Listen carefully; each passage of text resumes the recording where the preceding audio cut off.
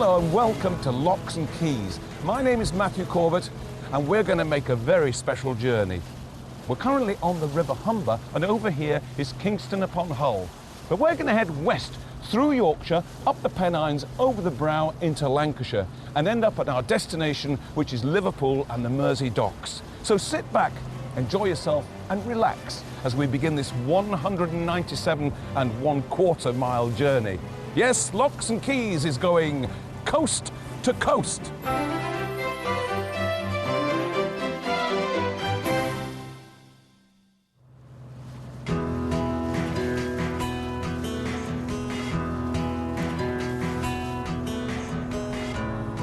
Over the next 10 weeks, we're going to prove that England really is split in two by water.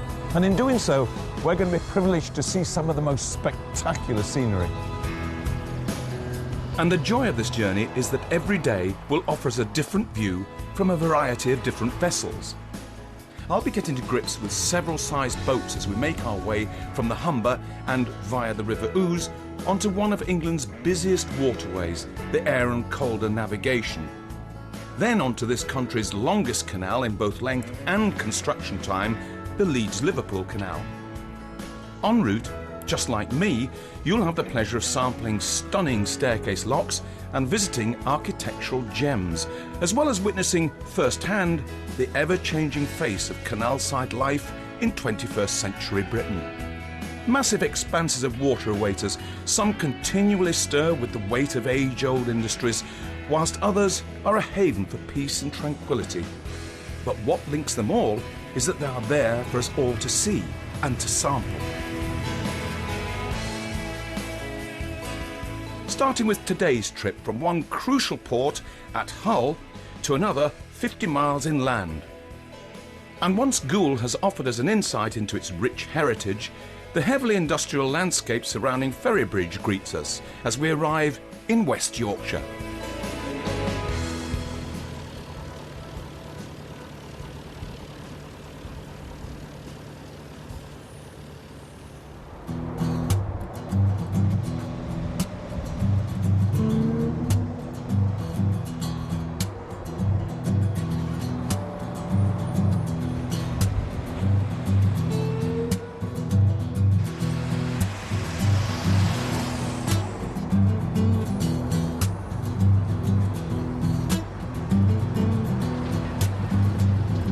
We're travelling in a westward direction along the River Humber, and just behind us is the jewel in its crown, the Humber Bridge. Work was completed in 1981, 8 years after it began, and over a century after the idea of building a crossing from Yorkshire to Lincolnshire was first raised. The project to build what was then the world's longest suspension bridge was blighted with problems as fierce North Sea winds caused chaos for workers, and the river's notoriously unstable sandbanks and beds contributed to further construction delays. But once the road sections were floated upstream on barges and hoisted into place, two counties were joined as one, high above this often unrelenting stretch of deep water. You know, I know Hull pretty well because for 25 years, 1 week each year, I used to come to play the theatre here. But it's only actually by being here on the Humber, as opposed to driving over it, that you get the full impression of this 37 miles of murky water.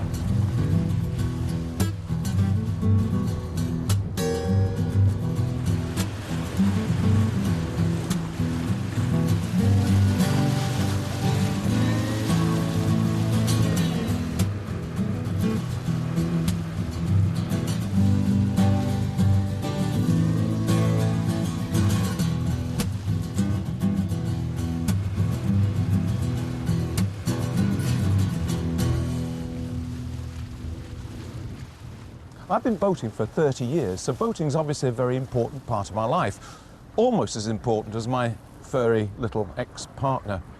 But the great thing about the journey that we're making is that I get to steer a lot of the boats. Having said that, I'm not going to steer this one. I'm going to leave this to the experts. At the helm, we've got Matt, and I'm going to talk to the skipper, a man who knows these waters like the back of his hand, Paul Cooper. Paul, how are you? All right, how are you? Sobriety. Tell me about the boat. What sort of a boat is she?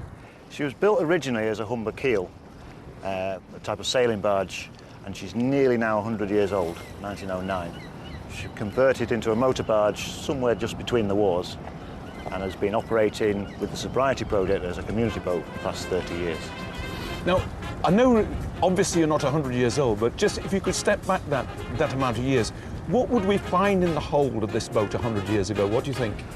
If she was still a trading barge and 100 years ago under sail, she could have been carrying any sort of raw materials from Hull docks or Grimsby docks areas up towards the canal system at Goole for further transport inland. She could be carrying farm produce from any of the farmland around here, where there would have been staiths on the riverside, where she could have been carrying fresh produce into Goole, or if we're going the other way back down to Hull. They were general cargo boats. And would she ever stray out into the ocean itself? Generally speaking, not these boats. There were primarily three types of local trading barge on the Humber. There were keels, which had a single large square sail. There were sloops, which were more estuarial boats than the keels were. These are upper river boats primarily. And then there was a type of vessel called a billy boy, which was basically a sea-going coastal barge. So this boat, whilst it's very charming, very unusual shape, and it's very blunt at the front, there must be days when there are waves on this estuary, and is that tough going? Yeah, the Humber creates very what are called short, steep seas. The wave heights aren't particularly high in terms of sea-going waves. What they are is short and very frequent, and they do tend to be able to throw a boat off its course quite easily. Obviously, you're an expert on the Humber estuary. What's your experience of this waterway? People do, to a certain extent, feel that the Humber is a dangerous piece of water, and potentially it is, but then all pieces of water are. It is just a piece of water. If you know what you're doing, it ain't as bad as people think. It doesn't seem very busy. I mean, is today a typical day? No, it is relatively quiet at the moment, but also we're running up the upper part of the river relatively early on the tide. Shipping that's further up the river system in places like Goole and Howdendyke and up on the Trent are just at this moment preparing to leave. They've only just started to get enough water to get out of their berths. Ships going up to those areas are behind us. Paul, I don't see a lot of pleasure craft here. If somebody who owns a narrowboat has got the thought that perhaps they'd like to do this journey in that narrowboat, can they do that? Yes, they'd be foolish to without a reasonable degree of river experience of some sort, without a certain degree of local knowledge, and you'd certainly need to pick your weather. Up to now, the day's been fantastic. You could have had a narrowboat out on the Humber today. One of the problems with narrowboats is that a lot of them have a well deck on their foredeck. That fills with water. If a wave comes over, that gets in the body of the boat, and most narrowboats would have difficulty getting rid of that. So you're saying it's possible, but probably not to be recommended? It's a well-planned passage. It's not something you would generally do on a spur of a moment. You would think about how do you block access of water into your boat, what was the weather of that particular day, what knowledge you had. Paul, I'm not going to ask you to stand around for any longer because I've just noticed, I don't know if you have, but there's a very large ship over your shoulder. So can I recommend that you go and deal with that? Thanks very much for all the information. Take care. Off you go.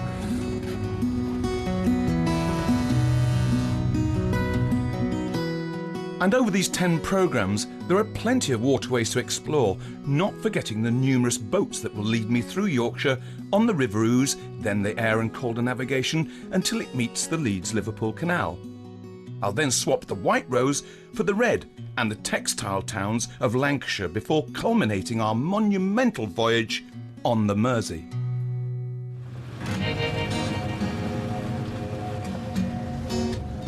But at present I'm heading west on the Humber towards Goole and growing accustomed to wide expanses of water, all bordered by green and empty fields. But then starker shapes start to appear in the form of towering cranes, a sure sign that a port is on my horizon.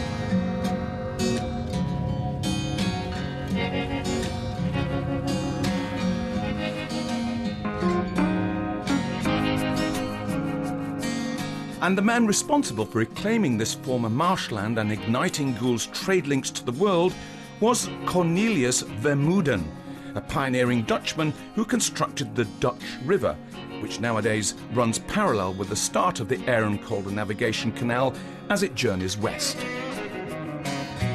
Here I found a logistical labyrinth of waterways and plenty of visual reminders of why Goole has long enjoyed such a pivotal role amongst traders wishing to transfer goods from coast to coast. Even now, container boats can see their cargoes unloaded and whisked away along a motorway within just half an hour of docking here.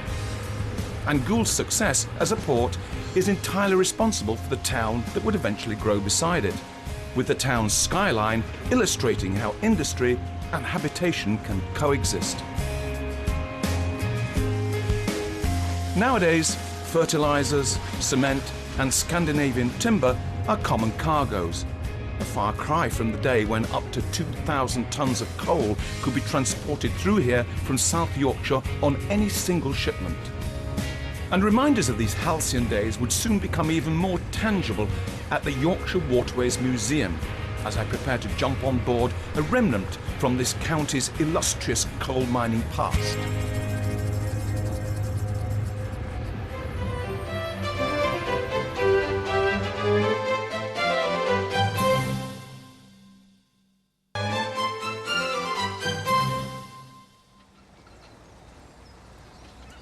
Welcome back to Locks and Quays. Here we are in Goole.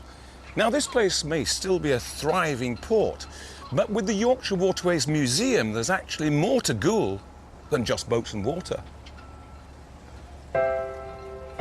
Here, even landlubbers can stroll around and sample the working life of the boatmen and women of yesteryear.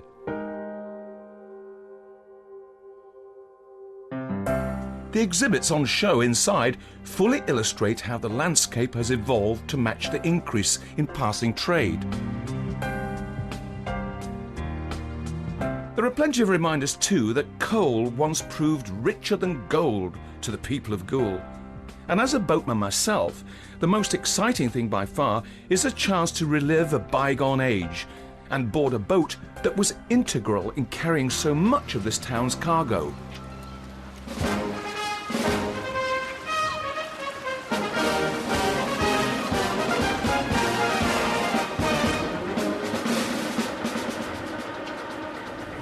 Ernie, tell me something about the boat. What's she called? This boat's called the Welldale, which is named after a pit. Okay. Welldale pit. It feels incredibly powerful. I mean, there's presumably quite some motor in the back there. Yes, the engine she develops 135 horsepower, which by today's standards isn't a huge amount of horsepower, but it's a large engine and it drives a large prop.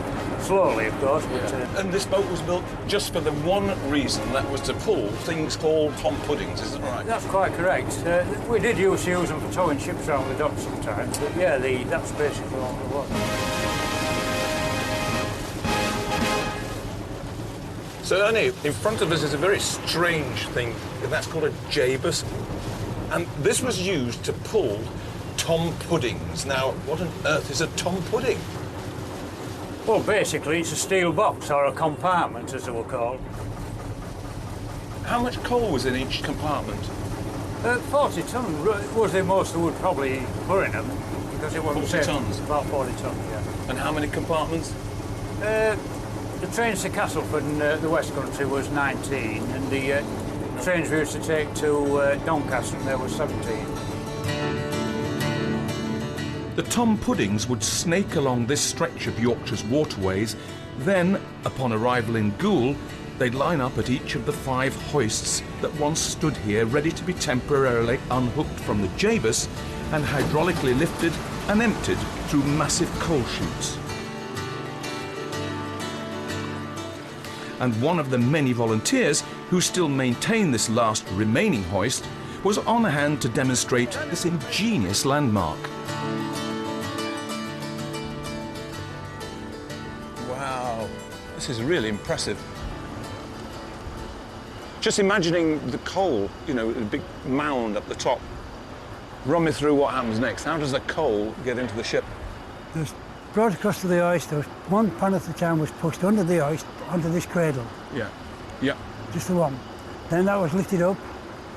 From there, 2 men step aboard, what we call tippers, put the dogs on. Then Whoa, hang on a minute. Put the dogs on. What are dogs? They're like clamps to stop it tipping over. Oh, right. Anyway, it went to top. When they got to top, then chutes was loaded into the ship's hold. Yeah. The pans was lifted up, tipped over, and it all just emptied into the ship's So hold. how many guys, how many operators would it take? 3? Two guys down here, A driver and a driver upstairs. 2 and- tippers.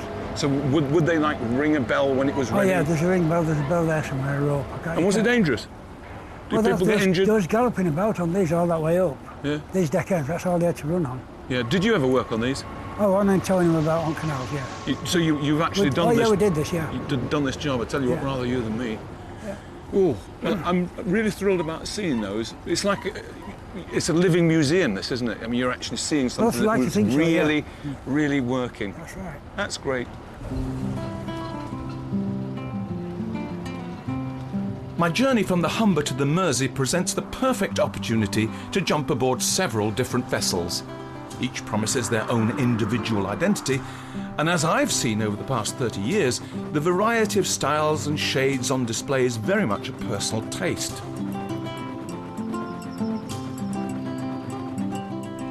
A decade ago, Steve Gorton swapped the rat race for a paid pastime, and since then his Cheshire-based boat painting and brightwork business has reinvigorated his own life and, just as importantly, his customers' canal cruises.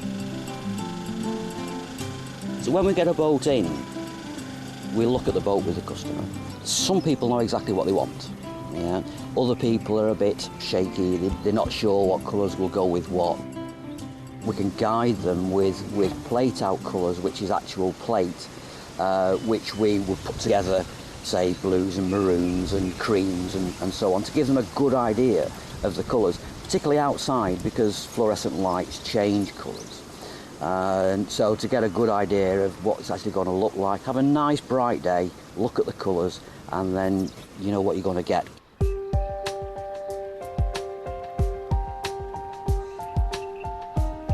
Traditional crafts and colours are still identifiable along our waterways, but the more modern techniques mean that over the course of an average 3 to 4 week paint job, Steve can advise boaters about the best look for their vessel. Things aren't quite as precise as what they used to be. People go along and they see that the majority of U-boats these days are either blue with a cream line, green with a cream line. It really stayed in that sort of effect. People who have the opportunity, if they're not buying a stock new boat, can choose what they require, and we tend to be able to guide them into a nice colour scheme, whereas it's not just a green all over and a coloured back panel. It's a bit more than that, and it has a bit more character to the boat, and it looks like it's a boat that people have thought about. Quite a few boat painters are actually starting to spray the actual finish on boats from primer upwards. My own personal feeling is that the hands-on finish, the craftsman brush finish, is exactly the right way for narrowboats to be done. It keeps that tradition. Every day I used to go out to work into my company car and drive virtually all over the country. Sort of 80,000 miles is nothing in a year or so. To, you know, down in Tool, decided to make the change, and coming to somewhere like this in the morning, I don't think there's going to be any question really, because it'd be so easy just to spend a couple of hours, come out, lock the door and go home. So you've got to have a real good mindset on what you're doing, or else it's not for you.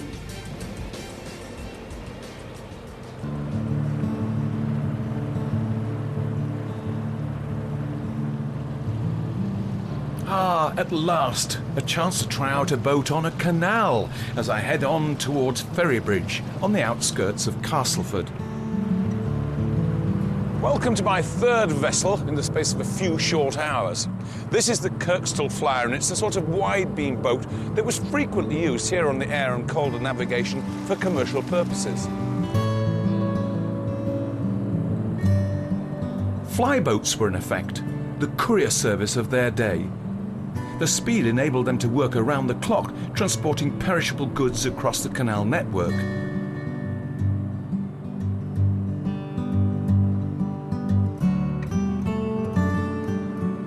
Today, though, we're taking things a little more sedately.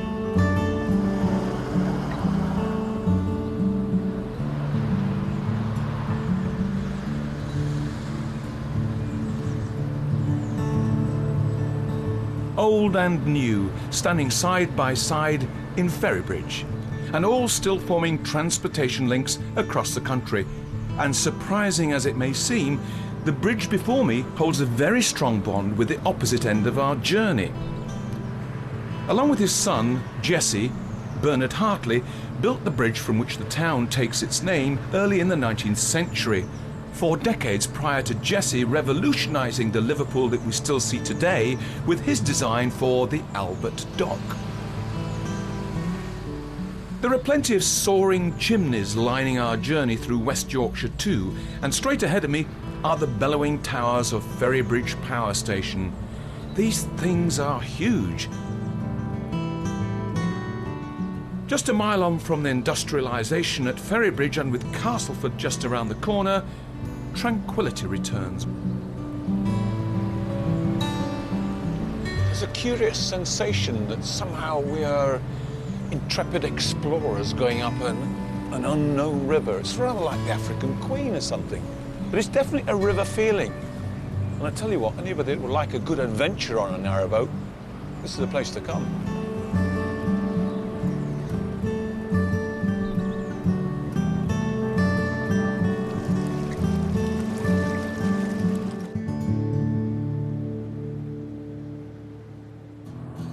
There's plenty more to see in West Yorkshire in your next locks and quays. Isolated but idyllic locks line the route through Castleford and Wakefield, as well as a magnificent watermill as we moor up in Leeds. Well, what a great first day. We've had 3 different vessels, 2 ports, and a power station thrown in for good measure. I got a feeling that this is going to be a truly memorable journey. See you again soon.